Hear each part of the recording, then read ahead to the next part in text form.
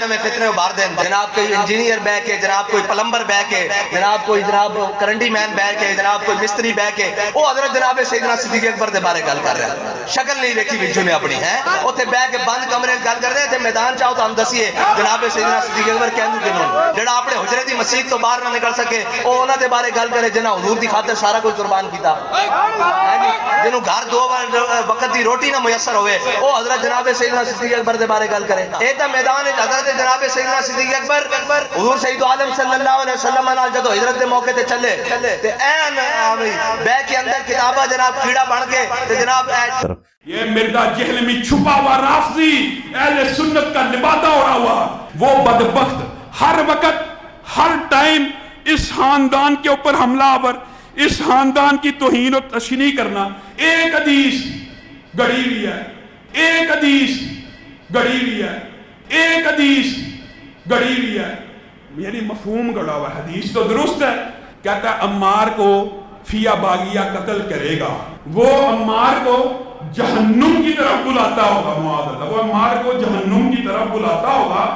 اور یہ جو جہنم کی طرف بلانے والا گروہ تھا نا معاذ اللہ, یہ امیر معاویہ کا تھا. امیر معاویہ نے قتل کیا تھا امیر معاویہ. کہتے جی کہ بریلویوں کا کون کون سا عقیدہ شرک والا ہے, پہلے مجھے یہ بتاؤ ان کا کون کون سا عقیدہ توحید والا ہے.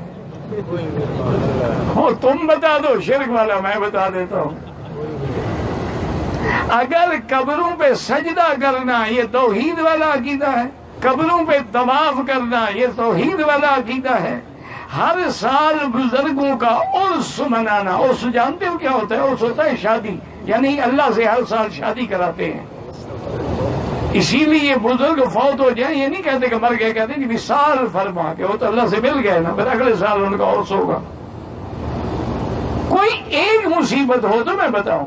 اور آخری جو پوائنٹ نمبر 10 ہے جسے میں نے انجینئر کی ڈاکٹرن کا نام دیا ہے, یہ ہے تبدیلی والا معاملہ. کہ میں نے ہر فرقے کے اصول اور مبادی کے اوپر ان کو پلٹا ہے, جسے اردو میں کہا جاتا ہے پہلوان اپنے زور پر گرتا ہے. ان پہلوانوں کو میں نے ان کے زور پہ گرایا ہے. بریلویوں کا ترہ امتیاز تھا کہ سارے گستاخ رسول ہیں. جب پوچھتے تھے کیوں, کہتے ہیں انہوں نے نبی الاسلام کی شان میں گستاخیاں کی ہیں.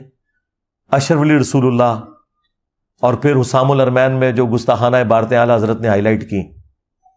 میں حاضر دماغ ہو کر اس مسجد میں اعلان کر رہا ہوں, جس کوٹ کے اندر جس چینل پر مجھے تم اپنے شیخ الاسلام تقی عثمانی کے سامنے بٹھاؤ گے, میں ثابت کروں گا کہ امام احمد رضا نے دیوبند والوں پر فتویٰ سچا لگایا تھا. تو میں نے کہا کہ پھر اب قائم رہنا ہے. اور اس وقت تو جوش میں آ کے یہ کہہ دیتے ہیں جی وہ ساڈا بھی کوئی گستاخ ہو ایسے انہوں نہیں چھٹا گے جی. تو میں نے جب چشتی رسول اللہ نکالا, کشف المحجوب سے صاحب اور سکر کی عبارتیں نکالی, تذکرۃ الاولیاء سے بایزید بستامی کے دعوے نکالے کہ قیامت کے دن محمد اور تمام نبی میرے جھنڈے کے نیچے ہوں گے, نعوذ باللہ. جب یہ میں نے ان سارے بابوں کو ننگا کیا نا بریلویوں کی پبلک میں, مولوی تو ان کے ہو گئے ہمارے خلاف, کیونکہ انہوں نے کہا یار یہ تو ہمارا ہتھیار, یہ ہماری جوتی ہمارے سر پہ مار دی, لیکن عوام ان کو چھوڑ گئی. یہ ہے انجینئر کی ڈاکٹرن. تو ظاہر ہے کہ یہ تو پھر میں سرجن والا کام کر رہا ہوں نا. تو چیخیں تو سر اٹھیں گی. لوگ کہتے ہیں جی وہ طارق جمیل صاحب کی بات سن کے تو کسی کی چیخ نہیں نکلتی. بھئی طارق جمیل صاحب تو ہومیوپیتھک ادویات آپ کو دے رہے ہیں اور وہ اختلافی موضوعات پہ تو بات ہی نہیں کر رہے.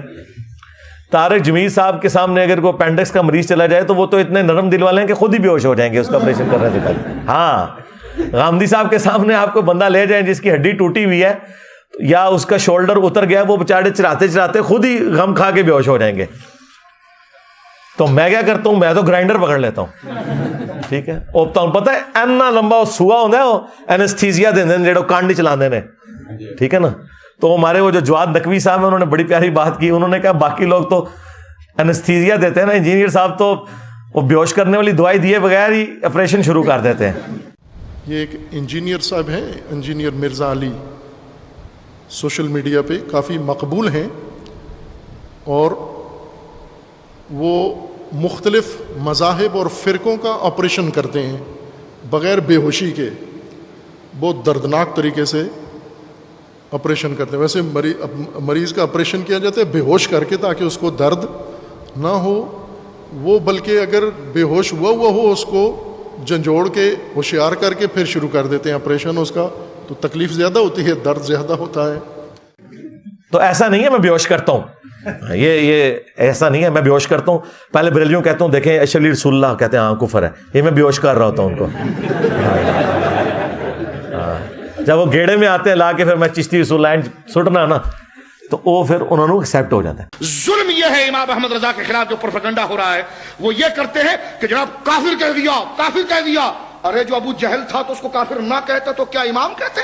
कहा जाता है इमाम अहमद रजा ने जनाब मशीन चलाई है कुफर की। मैं पूछता हूं कि जो ये कहे कि खातमुन नबीन का माना आखिरी नबी नहीं, हुजूर के बाद नबी आ सकता है, उसको क्या कहेंगे आप? बोलिए क्या कहेंगे आप? यही तो इमाम अहमद रजा ने किया। तो मेरी मिसाल आप इसलिए नहीं दे सकते कि मैं वो काम कर रहा हूं जो कोई और कर ही नहीं रहा, और ना इसके ऊपर मुझे टॉन्ट किया जा सकता है। आज तक किसी ऑर्थोपेडिक सर्जन के साथ किसी ने कोई गिला शिकवा किया है कि हजरत आपके क्लिनिक में मैं जब भी आया मैंने लोगों की चीखें ही देखी हैं, को मीठी मीठी गलामी कराया करो। और वो बताएगा अल्लाह के बंदे, मेरे पास जो लोग आ रहे हैं ना, किसी की पिंडली की हड्डी टूटी हुई है, किसी की बाजू की हड्डी टूटी हुई है, किसी का शोल्डर उतरा हुआ है, किसी की उंगली उतरी हुई है, तो जब मैं उसे सीधा करूंगा तो चीख तो वो मारेगा। और साथ आपको फिर वो बताएगा कि दुनिया की कोई दवाई, कोई दम ये वाला काम नहीं कर सकता जो ऑर्थोपेडिक सर्जन करता है, या कोई ऑपरेशन करने वाला सर्जन। जब बाईपास ड्यू है तो बाईपास होगा, कोई दवाई ऐसी नहीं है जो इसको ओवरकम कर दे। हड्डी टूट गई है तो कोई दवाई उस हड्डी को जोड़ नहीं सकती जब तक कि आप हड्डी को सीधा करके बैंडेज नहीं करते उसके ऊपर। 5 से 6 हफ्ते का क्योरिंग पीरियड है उसका, साथ अद्वियात सपोर्टिव जरूर होती हैं, लेकिन हड्डी को सीधा रखना होगा। वो भी हल्की सी टेढ़ी रखी जाए तो पूरी जिंदगी के लिए टांग टेढ़ी हो जाती है। और अपेंडिक्स की तकलीफ में से तो आप में से कई लोग गुजरे होंगे। मुझे बताएं दुनिया की कोई दवाई अपेंडिक्स की तकलीफ का इलाज कर सकती है? वक्ती तौर पे कोई पेन किलर लगा ले तो चंद घंटे आपके गुजर जाएंगे। जब तक वो निकालते नहीं ना बाहर, तो वो निकालते किस तरह है? तारिक जमील या गामदी स्टाइल में या इंजीनियर के स्टाइल में? हाँ, इंजीनियर सर्जन वाले स्टाइल में। और ये मेरा भी स्टाइल नहीं है, ना मेरे उस्ताद सिर्फ डॉक्टर इसरार साहब का ये स्टाइल है, बल्कि नबी इस्लाम का भी स्टाइल ये था। सही मुस्लिम 2005 नंबर हदीस कि नबी इस्लाम जब मिंबर पे चढ़ते आपकी आवाज बुलंद हो जाती, आंखें सुर्ख हो जाती, गुस्से में इजाफा हो जाता, जैसे कोई जर्नैल अपनी फौज को तैयार कर रहा हो। हाँ, बाकी आम गुफ्तगू में आप मेरे साथ बैठ के खाना खाएं तो ज़ाहिर मैं इस पैशन से तो नहीं बोल रहा हूँगा, इस पैशन से मैं अपनी बीवी से खाना तो नहीं मांगता, वरना तो मुझे ना मिले। तो वो तो ज़ाहिर है कि एक दावत का स्टाइल है, ये एक यानी रिक्वायरमेंट है मिंबर की। मुलाकात गुफ्तगू और चीज़ होती है, जब तकरीर कर रहा होता है इंसान उसका स्टाइल बिल्कुल डिफरेंट होता है। तो ये जो पैशन वाला स्टाइल है इसने दुनिया के अंदर चेंज लेके आया। इसके बगैर दुनिया में चेंज आने वाली नहीं थी मेरे भाई, ये ज़हन में रखिएगा। तो ये इंजीनियर की जो डॉक्ट्रिन थी कि उसूल और मुबादी के ऊपर आपने उलट देना है, बरेलवियों को कैसा उल्टा? देवबंदियों ने रट लगाई हुई थी। जब हम कहते थे यार बरेलवी देवबंदी एक हो, दोनों हनफी हो, यार क्या मसला है, बाप एक है यार, एक दूसरे को लाली क्यों नहीं समझ रहे? एक बाप की औलाद हो, इमाम हनीफा की तरफ अपने आप को मंसूब किए हुए हो, पूरी फिक एक है, पुराने सारे बुजुर्ग एक हैं, सूफिया तुम्हारे एक हैं। वो देवबंदियों ने कहा कि नहीं, ये जो बरेलवी हैं शिरक करते हैं, कब्रों से मांगते हैं, ये करते हैं। कहते जी कि बरेलवियों का कौन कौन सा अकीदा शिरक वाला है? पहले मुझे ये बताओ उनका कौन कौन सा अकीदा तौहीद वाला है? हो तुम बता दो शिरक वाला, मैं बता देता हूं। अगर कब्रों पे सजदा करना ये तौहीद वाला अकीदा है, कब्रों पे तवाफ करना ये तौहीद वाला अकीदा है, हर साल बुजुर्गों का उर्स मनाना, उर्स जानते हो क्या होता है? उर्स होता है शादी, यानी अल्लाह से हर साल शादी कराते हैं। इसीलिए बुजुर्ग फौत हो जाए ये नहीं कहते कि मर गए, कहते हैं कि विसाल फरमा के वो तो अल्लाह से मिल गए ना, फिर अगले साल उनका उर्स होगा। कोई एक मुसीबत हो तो मैं बताऊं। मैंने वो सारे वाकयात देवबंदियों के बुजुर्गों से भी साबित किए। अब मुझे बताएं, बंद गली में दाखिल हो गए, वो भागने का रास्ता है, तो ये पहलवान को मैंने उनके जोर पे गिराया। मैंने बताया कि भाई जो कासिम ननोतवी साहब है, अशरी थानवी ने खुद नकल किया है कि वो मरने के 6 साल के बाद बेदारी में, ख्वाब में नहीं, 6 سال کے بعد اپنی قبر سے نکل کے دیوبند میں 2 مولویوں کی صلح کروا کے چلے گئے, اور سخت سردیوں میں جس نے رضائی اوڑھی ہوئی تھی اس کے اندر بھی اس کا پسینہ چھوٹ گیا, اور شاید کوئی اور بھی چیز چھوٹ گئی ہو. ہاں, اور آگے پھر فٹ نوٹ پہ شریف تھانوی نے لکھا ہے کہ ہو سکتا ہے کہ حضرت کی روح نے اپنا جسم خود قبر سے نکالا ہو اور باہر آ گئی ہو, یا اس روح نے اپنا کوئی علیحدہ سے ایک امثالی جسم بنایا ہو اور اس کے ساتھ آئی ہو. تو کوئی اور بریلوی تو شاہی کوئی نہیں جیڈا بڑا گاندھی نے کو لیا ہے. اور میں ان کے سارے واقعات بیان کیے. تو اب ان کا ایک ترہ امتیاز تھا بریلویوں کے خلاف, وہ توحید پہ تھا, وہ تو میں نے ان سے لے لیا. تو آپ دیکھ لیں جو بندی جن کے دماغ بھی بند تھے, ہماری ویڈیو سے وہ دماغ کھل گئے. اللہ کا شکر ہے. تو میں نے پہلوان کو اس کے زور پہ کرایا. اس کو میں دنیا میں بھی ایک مثال سے بتاتا ہوں. یہ آپ جب کبھی کینٹ ایریا میں جائیں نا تو بیریئر لگے ہوتے ہیں وہ بمبو سے, ہاں, اور لوہے کا بڑا سا ایک بمبو ہوتا ہے, اس کے پیچھے اتنا بڑا وٹا ہوتا ہے. وہ وٹا پتہ تو کیوں ہوتا ہے, وہ پتھر اتنا بڑا, اس کا وزن آلموسٹ اس لوہے کے بمبو کے برابر ہوتا ہے, اس سے تھوڑا سا کم ہوتا ہے. تو آلموسٹ یعنی سمجھ لیں بیلنس سے ہوتا ہے. تو وہ ذرا سی اس پہ انگلی آپ لگائیں نا تو یہ کھڑا ہو جاتا ہے. حالانکہ اس کو اس پتھر کے بغیر اگر آپ کھڑا کریں تو 8-10 بندے چاہیے یوں کھڑا کرنے کے لیے. تو انہوں نے وہ بیلنس کیا ہوتا ہے اس پتھر کے ذریعے, تاکہ ایک عام آدمی بھی, اسی لیے اس کو رسی سے باندھا ہوتا ہے, وہ تھوڑا سا وزن اس کا زیادہ ہوتا ہے, وہ رسی چھوڑتا ہے ویسے ہو جاتا ہے. یا اگر وہ رسی نہ بھی ہو, ہلکی سی انگلی کا اشارہ بھی کرے تو وہ بمبو کھڑا ہو جاتا ہے. اے جناب او میں ایڈے وٹے فٹ کیتے ہیں.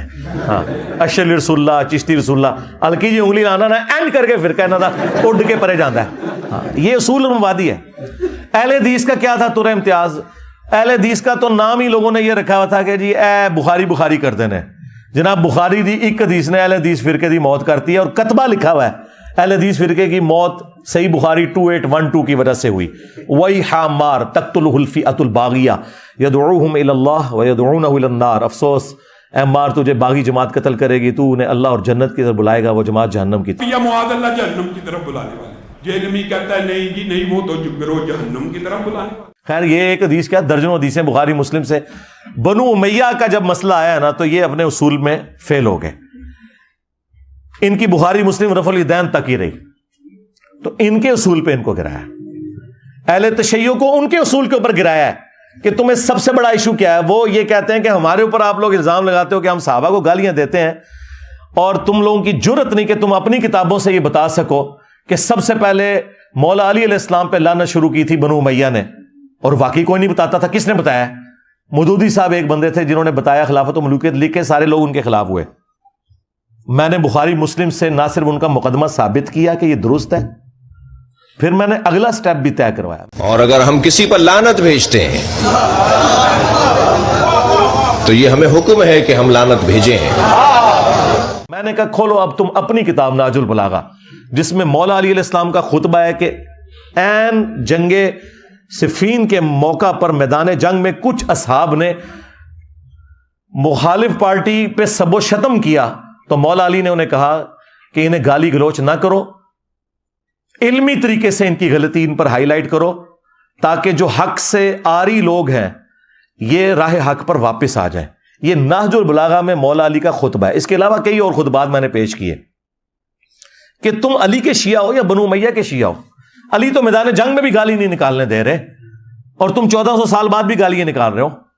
ہاں علمی طریقے سے اس زمانے میں بھی آپ حق کو ہائی لائٹ کریں, آج بھی کریں, بالکل درست ہے. تو میں نے ان کے اصول اور مبادی کے اوپر ان کو پکڑا. ان کا مسئلہ تھا کربلا کا, بنو امیہ کا, اسی اصول کے اوپر اسے ایکسیپٹنس دی, اور پھر اسی اصول کے اوپر اگلے معاملات ان کے ساتھ طے کیے. عقیدوں میں مسئلہ تھا توحید کا, تو میں نے انہیں کہا یار صبح و شام تمہارے اذکار میں ہے, سورۃ النمل کی آیت نمبر 62, امن یجیب المضطر اذا دعا ویکشف السوء ویجعلکم خلفاء الارض االہ مع اللہ. بھلا بتاؤ تو کون ہے جو مصیبت اور پریشانی میں گھرے ہوئے شخص کی فریاد کو سنتا ہے, اس سے اس کی تکلیف کو دور کرتا ہے, تمہیں زمین پر اگلوں کا خلیفہ کرتا ہے. االہ مع اللہ, کیا اللہ کے ساتھ کوئی اور الہ بھی ہے جو تمہاری تکلیف دور کرے, جس سے تم دعائیں مانگو؟ اور صبح و شام کے سنت اذکار میں شیعہ کے ہاں یہ دعا پڑھی جاتی ہے, قرآن کے اندر یہ آئی ہے. میں نے کہا ترجمہ پڑھ لو. جو اللہ سے قرب رکھتا ہوگا وہی غیب سے مدد مانگ سکتا ہے. وہی وہاں سے پیغام لے سکتا ہے, وہ وہیں سے غیبی مدد لے سکتا ہے. تبھی تو ہم اور آپ جاتے ہیں اللہ کے خاص بندوں کے پاس, اولیاء الہی کے پاس, متقی پرہیزگاروں کے پاس, اور جو اللہ کا قرب رکھتا ہے وہی اللہ سے غیب کی مدد لے سکتا ہے. اللہ سے مدد وہ لے گا. بہت سے لوگ کہتے ہیں ہمیں ڈائریکٹ اللہ سے بات کرنی چاہیے, ہم اللہ سے خود بات کریں گے, ہمیں کسی وسیلے کی ضرورت نہیں ہے. اس کو دیکھو تو صحیح, یہ ہے کون؟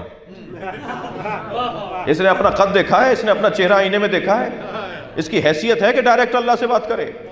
ڈائریکٹ اللہ سے بات کرنے کا دعویٰ یا محمد کریں یا علی کریں.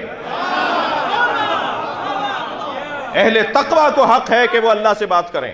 کہنے جی یا علی مدد کہنا بدعت ہے. اچھا بولتے ہمیں, تشریح آپ کریں گے؟ یا علی مدد کا مطلب مولا علی سے دعا مانگنا ہے, یہ وسیلہ اور توسل نہیں ہے. ہمیں نہیں اردو آتی, عربی نہیں آتی. وسیلہ اور توسل تو یہ ہے کہ اے اللہ تجھے اپنے نبیوں کا واسطہ, تجھے صحابہ اکرام کا واسطہ, تجھے اہل البیت کا واسطہ, تجھے مولا علی کا واسطہ, اے اللہ تو میرا کام کر دے. یہ ہوتا ہے وسیلہ. وسیلہ یہ ہوتا ہے کہ یا علی مدد, آپ میری مدد کریں. یہ وسیلہ توسل نہیں ہے, یہ استعانت ہے, اور یہ اللہ کا حق ہے.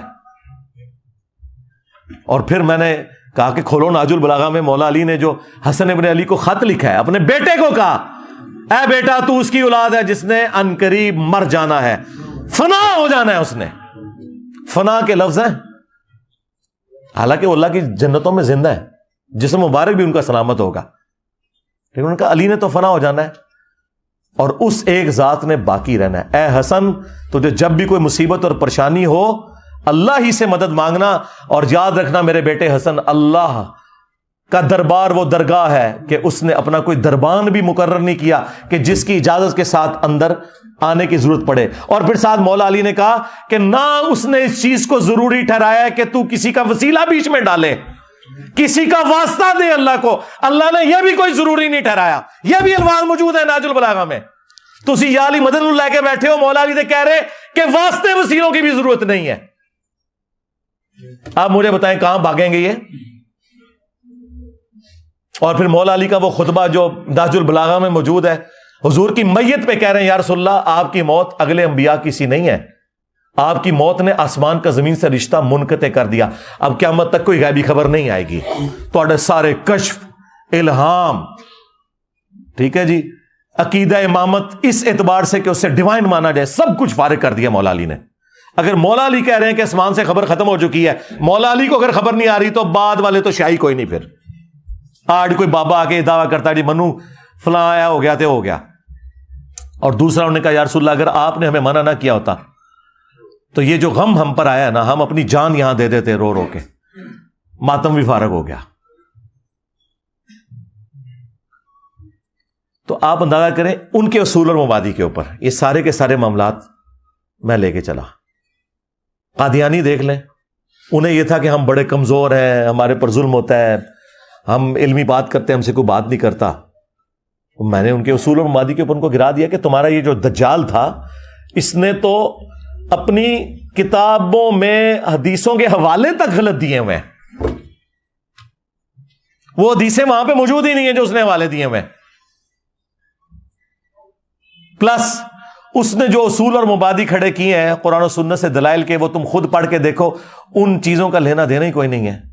بخاری سے لا کے حدیث پیش کرتے ہیں کہ عبداللہ ابن ابی اوفا کہتے ہیں کہ حضور کا بیٹا اگر ابراہیم اگر یہ جوانی کی عمر کو پہنچتا تو یہ بھی پیغمبر ہوتا.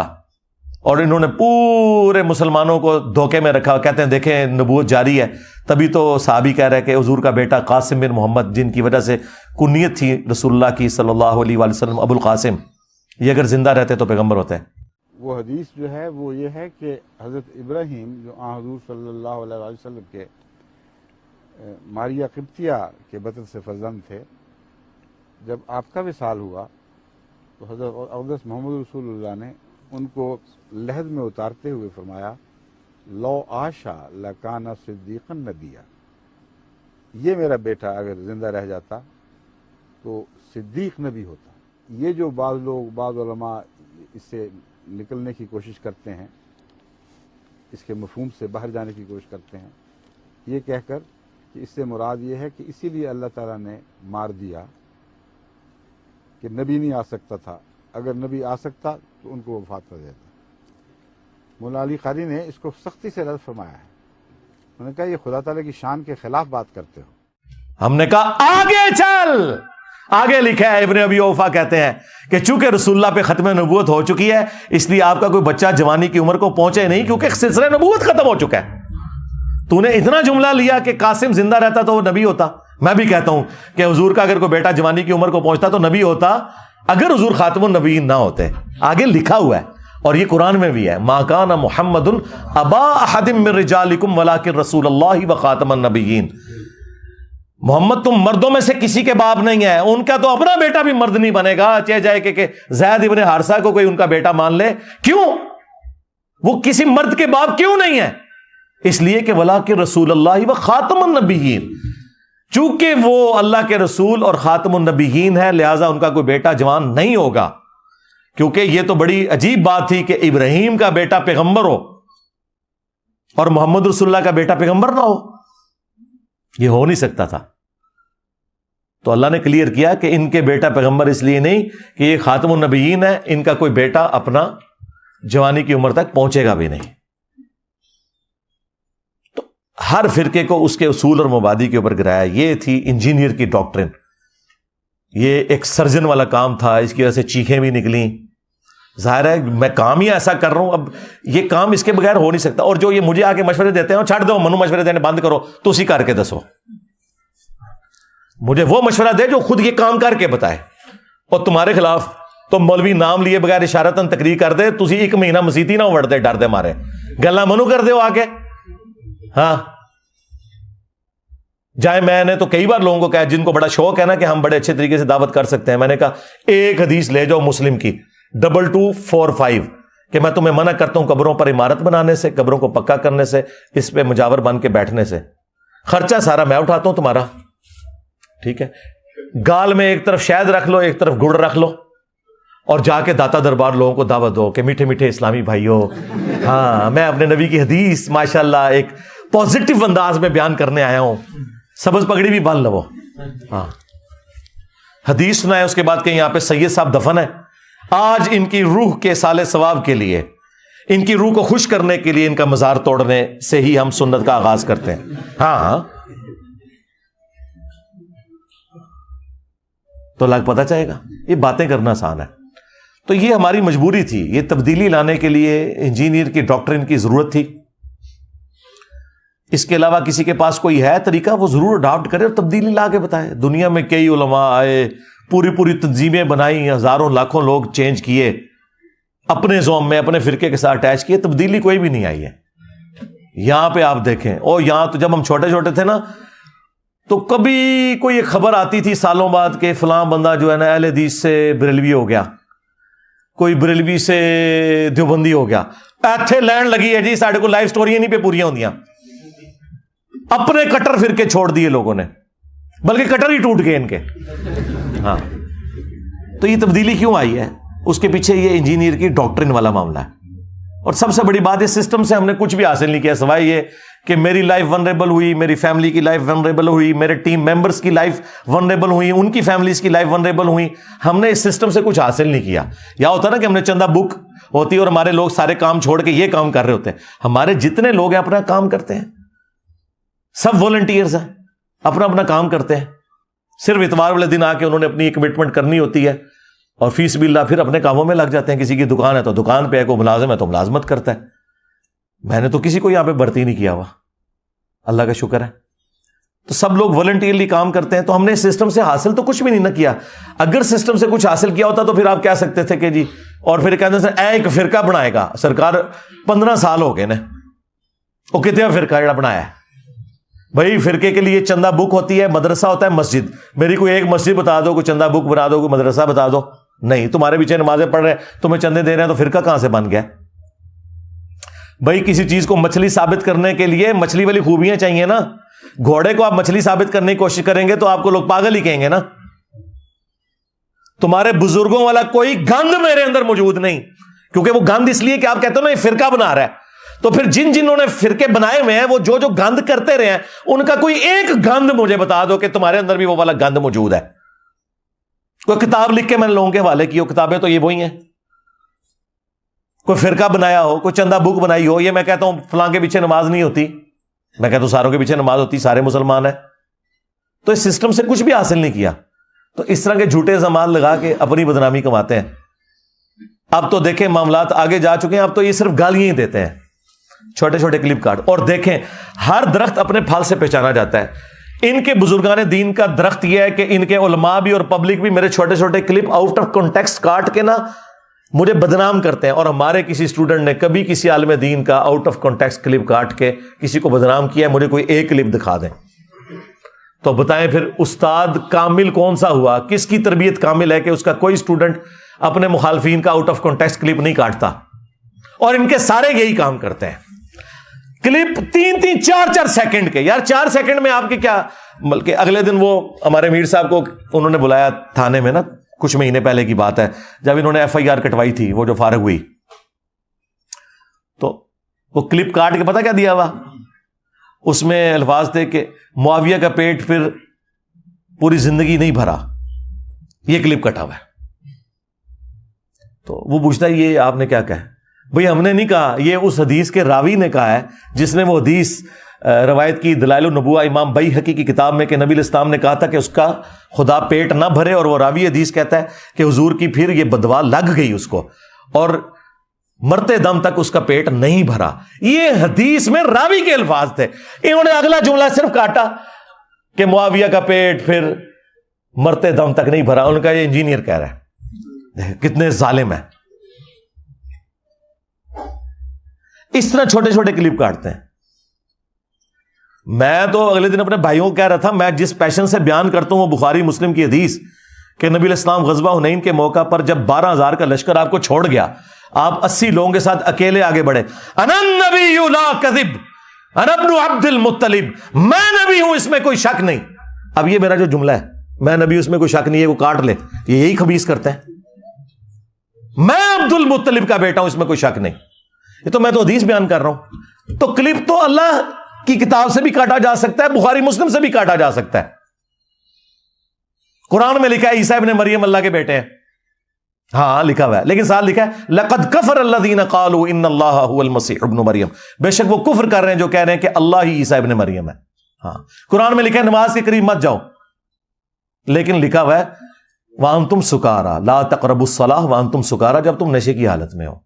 ہاں جی، تو میرے بھائی کلپ تو اللہ کا بھی کاٹا جا سکتا ہے، کلپ تو رسول اللہ کا بھی کاٹا جا سکتا ہے، لیکن یہ جو کلپ کاٹنے والے ہیں نا، یہ ثابت کر رہے ہیں کہ یہ دین کے غدار ہیں، یہ دشمن ہے دین کے، کہ جو مجاہد دین کا کام کر رہا ہے اس کی لائف کو بھی ونریبل کر رہے ہیں۔ مجھے تو فرق نہیں پڑتا، میں نے تو اپنی لائف ونریبل کی ہوئی ہے، میں نے آپ کو بتایا، مجھے کوئی فرق نہیں پڑتا، میں اب اس لائف کے ساتھ اللہ نے مجھے مانوس کر دیا ہے، اگرچہ میرے لیے مشکل زندگی ہے لیکن میں اس کے ساتھ مانوس ہو چکا ہوں، مجھے کوئی فرق نہیں پڑ رہا، لیکن تجھے ہی نہیں جے بچنا۔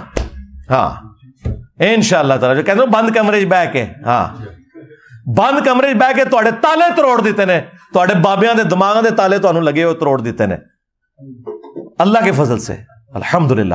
تو ہمیں کوئی فرق نہیں پڑتا، لیکن میں صرف یہ بتا رہا ہوں کہ میں نے اپنے مخالفین کو بارہا ریکویسٹ کی ہے کہ اگر تم لوگ چاہتے ہو نا کہ تمہارے فرقے 10, 15, 20 سال اور نکال جائیں تو میرے بارے میں خاموشی اختیار کر لو، کیونکہ اگر تم بولو گے تو میں تو نہیں چھوڑوں گا، ہاں، اور جب تم بولو گے میں اتنا ہی اس کا جواب جب دیتا ہوں تو پھر کوئی کسی کا میں لحاظ نہیں کرتا، کیونکہ ہم کسی سسٹم کے بینیفیشری نہیں ہیں۔ دیکھیں وہ بدماش قسم کے مولوی جن کے نام ٹی وی پہ آ کر لوگ اشارتاً لیتے ہیں، میں ان کو بائی نیم للکارتا ہوں، ہے کسی کی جرت دبک جاتے ہیں، ہاں بعد میں پیغام جاتے ہیں جو علی بھائی ذرا ہاتھ ہولا رکھو ہے تسی، میں تے کہنا نہیں چاہتا تیری ایسی دی تیسی، تو منو کیا ابو بکر دا گستاخ یار یوٹیوبراں نال تے جناب اینج نہیں گل بندی، اے دین نو ڈھان والیاں گلاں دیکھا کیسی منجی ٹھوکی ہے، ہاں کسی کی جرت نہیں، نہ مروں کی نہ زندوں کی۔ کیوں کہ آپ سب لوگ اگر کوئی دل میں خیال بھی آتا تھا چپ کر کے بیٹھ جاتے تھے، ان سے ڈرتے تھے۔ اللہ کے فضل سے اللہ نے مجھے ہمت دی ہے، اور اب تو ہر طرف انجینئر ہو رہی ہے۔ آج ہمارا یہ دعوت کا قد کاٹ ہی بہت بڑا ہے، لیکن جب شروع میں جتنی مشکلات تھیں آپ لوگ سوچ نہیں سکتے۔ وہ تو دیکھو لائف سٹوری تو میری ابھی سٹارٹ ہی نہیں ہوئی ہے، ابھی تو میں صرف آپ کو دعوت کے حوالے سے ڈسکشن بتا رہا ہوں کہ کس طریقے سے ہم نے مشکلات دیکھی ہیں شروع میں۔ وہ اگر میں تفصیلات آپ کو بتاؤں تو آپ حیران ہو جائیں یہ آج تو خیر معاملات ہی اللہ تعالیٰ نے بہت آسان ہمارے لیے کر دیے ہوئے ہیں اللہ کے فضل سے، لیکن ہم اس وقت ہی پیچھے ہٹے. اب تو جناب کسی نے کھنگڑ نہیں دینا، تھوڑی جرت بول کے دیکھو تو کرنے کے ہیں کسی پلے کھینچنا رویو بالکل لا کے ہاتھ چپڑا چڑھا گے اللہ کے فضل سے، کسی کا لحاظ نہیں کرنا انشاءاللہ تعالی. اور یہی وجہ ہے کہ انہوں نے اپنے فرقوں کا جلدی نقصان کروایا. اگر یہ تھوڑا سا لحاظ کر کے برداشت کر لیتے اور میری حق بات کو حق کہتے تو اپنی عزت کروا لیتے. اور جو لوگ یہ کر رہے ہیں کہ وہ لحاظ کر کے خاموشی سے بیٹھے ہوئے ہیں تو ان کی عزت بھی سلامت ہے، کیونکہ انہیں پتہ ہے کہ ہم جب بولیں گے نا پھر یہ ہمیں چھوڑے گا نہیں. میں کئی علماء کو ملوں، میں نے انہیں ریکویسٹ کی کہ تھوڑا ایک میرے خلاف کوئی کلپ آ جائے نا تو فائدہ ہو جائے گا تھوڑی پبلک نو. کہتے نا تھوڑی بہت جڑی ساری عزت ہے وہ رہن دے. ہاں، کیونکہ انہیں پتہ ہے کہ کیا بولیں گے خلاف. جب بولیں گے تو میں تو سارے حقائق رکھوں گا، کیسے بول سکتے ہیں؟ میں سب کچھ کھول کے کتابوں سے سامنے رکھ دوں گا. اگر آپ کو یقین نہیں آتا تو آپ نیو ٹی وی والا وہ رمضان کا پروگرام آپ نے فرقہ واریت والا دیکھ لیا نا، کس طرح ننگے ہوئے ہیں یہ مولوی. کوئی چیز ان کے پلے بچی ہے مجھے بتائیں؟ اگر کسی کو کوئی زوم بھی تھا نا تو وہ نکل گیا. اللہ کے فضل سے ایک ایک چیز کھول کے سامنے رکھی ہے. اگر کسی کو کوئی شک تھا نا کہ یہ لوگ جو ہیں وہ ایک دوسرے کو مسلمان سمجھتے ہیں تو وہ نکل گیا. پورے پروگرام میں نے 3 ڈیمانڈ ان سے رکھی ہیں کہ آپ یہ کہہ دیں کہ سارے فرقے مسلمان ہیں. نمبر 2 سب کے پیچھے نماز پڑھنا درست ہے. نمبر 3 سب کو چندہ دینا درست ہے. کوئی مولوی نیچے ریڈی ہویا. ہاں، حالانکہ یہ سارے میٹھے میٹھے مولوی انہوں نے بٹھائے ہوئے تھے تو کوڑے تے جناب چک مار لین تو ہاں انہوں نے چھڑ دو، کیونکہ انہیں پتا تھا کہ یار ادھر ایک پروگرام میں تو ہمیں چلو 1-1.5 لاکھ روپے مل جانا ہے، جو پوری زندگی کے چندے بند ہو جانے ہیں واپسی میں تو ہمیں انہوں نے ریسیو کرنا ہے جس طریقے سے. تو جرت ہی نہیں ہے. ابھی دیکھیں یہ ایک گستاخ نے امام مہدی علیہ السلام کو ننگی گالیاں دی. تاریخ انسانیت میں کبھی کسی مذہبی پرسنالٹی کے ساتھ یہ کچھ نہیں ہوا. لوگوں نے جھوٹا کذاب کہہ دیا، کسی پہ زیادہ زیادہ لعنت کر لی، لیکن یہ ماں بہن کی گالیاں بائی نیم یہ آج تک کبھی نہیں ہوا تھا. کوئی بریلوی دیوبندی اہل حدیث عالم آپ کو نظر آیا جو امام مہدی کے دفاع کے لیے سامنے آیا ہو، کسی نے بیان دیا ہو؟ علیحدگی میں جب انہیں کہا وہ کہتے نہیں وہ ساری پبلک پھر خلاف ہو جائے گی، ایت گستاخی ہے، پر ہم اپنے حصے کی گستاخیوں پہ بولتے ہیں. مجھے بتائیں اگر حضرت ابوبکر کی شان میں اس طرح کی کوئی گستاخی پاکستان نہیں ایران میں ہوئی ہوتی، ادھر ان جماعتوں نے پورا ملک بند کر دینا تھا، نہیں تھا کرنا. تو اس کا مطلب یہ 2 نمبر لوگ ہیں، بے ایمان لوگ ہیں. ویسے تقریروں میں کہتے ہیں ہم جو ہے وہ صحابہ کے دفاع کے لیے، اہل بیت کے دفاع کے لیے، حسن و حسین کے دفاع کے لیے نکلیں گے، اور ہے یہ بندر ہیں بنو امیہ کے. کسی نے ہمارے جذبات کو بھڑکانے کی کوشش کی تو ابو بکر عمر کے دفاع کے لیے، عثمان و علی کے دفاع کے لیے، علی المرتضیٰ کے دفاع کے لیے، حسنین کریمین کے دفاع کے لیے، امیر الحق ولی کان معاویہ بن ابی سفیان کے دفاع کے لیے، ادھر آ دل بر ہنر آزمائے تو تیر آزما ہم جگر آزمائے. اللہ کے فضل و کرم سے ہم یہ کام کرنے کے لیے تیار ہیں. آپ سارے کے سارے یہ کام کرنے کے لیے تیار ہیں انشاءاللہ. اور یہ نہ سمجھیے گا کہ یہ خود نہیں دفاع کر رہے، اور یہ ایسے ملعون ہیں، ان پہ لعنت ہے، یہ کبھی بھی اہل بیت کا دفاع کر ہی نہیں سکتے، کیونکہ اللہ نے لعنت ڈال دی ہے نا. اہل بیت کا دفاع تو وہ کرے گا جو غدیر خم پہ کھڑا ہے، قرآن اور اہل بیت. اہل بیت کا دفاع وہ کرے گا جو حجۃ الوداع پہ کھڑا ہے، قرآن اور سنت. اور جو بابوں میں کھڑے ہوئے ہیں ان کو توفیق ہی نہیں ملنی. لہٰذا یہ لوگ بیسیکلی اللہ تعالیٰ کی طرف سے مغضوب علیہم ہیں، ان کو توفیق کبھی ملنی ہی نہیں ہے. لہٰذا ان سے کوئی امید بھی نہ رکھیں آپ. لیکن کم از کم اس طرح کے واقعات ان کے کپڑے اتار دیتے ہیں کہ یار یہ کتنے مخلص ہیں دین کے ساتھ. سرکار کوئی مخلص نہیں ہے، اپنے صرف فرقے کے ساتھ، فرقے کی کاز کے ساتھ مخلص ہیں. بس کل حزب بما لدیہم فرحون، ہر فرقہ اس میں خوش ہے جو اس کے پاس ہے. بریلویوں نے بھی اپنا ایک مخصوص سا دین پکڑا ہوا ہے، دیوبند نے بھی، اہل حدیث نے بھی، شیعہ نے بھی. ٹھیک ہے، اور آپ دیکھیں ہم نے اس معاملے کو اٹھایا اللہ کے فضل سے انٹرنیشنل لیول کے اوپر. ٹھیک ہے، اس کے بعد شیعہ علماء سامنے آئے، انہوں نے اور میں نے جو علیحدگی میں جو ان کے ساتھ کرتا تھا وہ آپ چھوڑ دیں. میں نے تو کئی علماء کو کہا کہ اس کے بعد تم لوگوں کو مر جانا چاہیے، آج کے بعد اہل بیت کا نام نہیں لینا چاہیے. تم لوگ اس قابل ہو کہ تم لوگ مر جاؤ اپنے گھروں میں، اگر امام مہدی کا گستاخ جو ہے وہ اس طرح دندراتا پھر رہا ہے. تو آندہ بھی جب کوئی معاملہ ہوگا اللہ کے فضل سے ہم ہر جگہ بولتے ہیں. قرآن کی گستاخی ہوئی ہے ہمیشہ بولوں, خاکوں کے اوپر میں 2011 سے بولنا شروع ہوں, اور ایک ایک چیز علمی طریقے سے. یہ کوئی نہیں ہوتا کہ آپ کسی کا پتلا جلا دیں, نہیں نہیں, جو علمی ان کے اعتراضات ہیں ان کے جوابات دیں. اور ابھی یہ دھروو راٹھی نے جو ویڈیو ریکارڈ کرائی, کدھر ہے مولوی جی جو ہمیں کہتے ہیں انجینئر صاحب غیر مسلموں کو جواب دیا کریں؟ وہ کتنے تھوڑے مفتی مر گئے نے انجینئر صاحب نو کہتے ہیں جناب ان کو تو قرآن دیکھ کے نہیں پڑھنا آتا. اوے تھوڑے جڑے مولوی نے نا, جتنے میں نے قرآن کی درجنوں آیات کے حوالے دیے ہیں نا اس لیکچر کے اندر, وہ دیکھ کے لیکچر اسی طرح تجوید کے ساتھ وہ آیات ابھی پڑھ کے کو بتا دیں.